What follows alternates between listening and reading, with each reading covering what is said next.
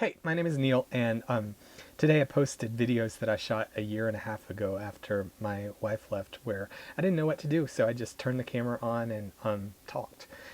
And if anybody made it through all those videos, then I'm sorry.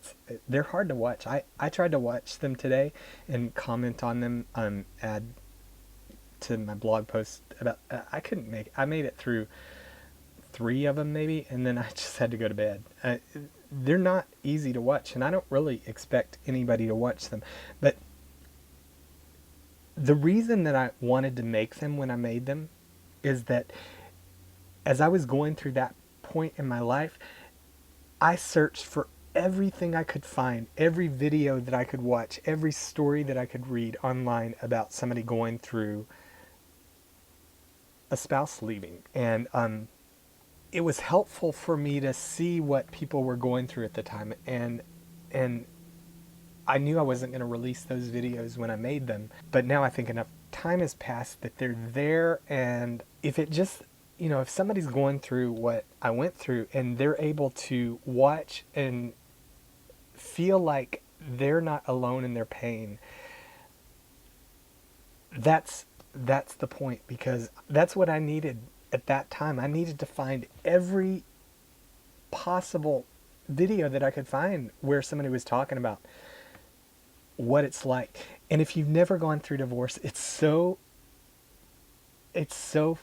funny is the wrong word. I don't know the right word, but there's no way to describe it.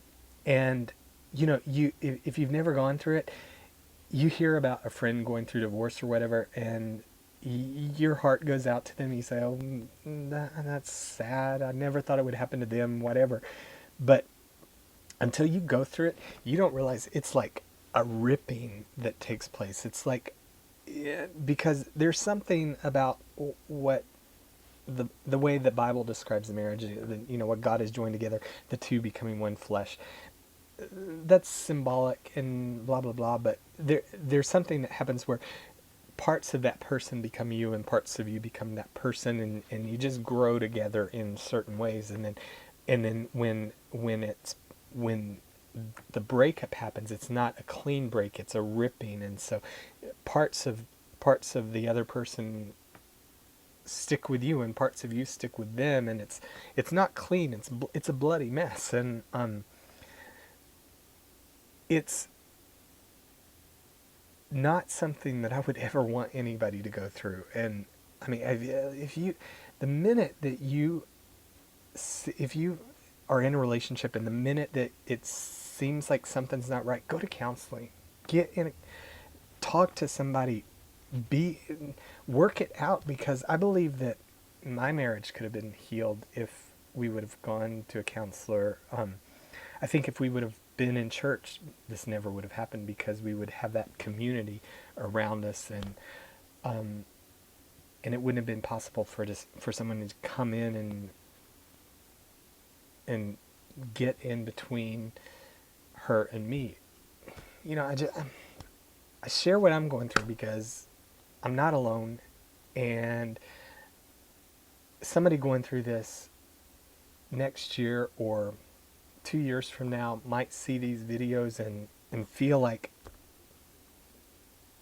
somebody gets what they're going through, and that's really the point. I'm doing better. Sometimes I'm not doing better, but right now I'm doing better and expect to make it. I expect to survive, and no longer want to die, and that's a good thing. So well, that's about it. I wanted to end the day with something a little more positive than those videos where I was just like, "Oh my God, what happened? Oh my!" That it was. I mean, it's not fun, but it's life, and it gets better apparently.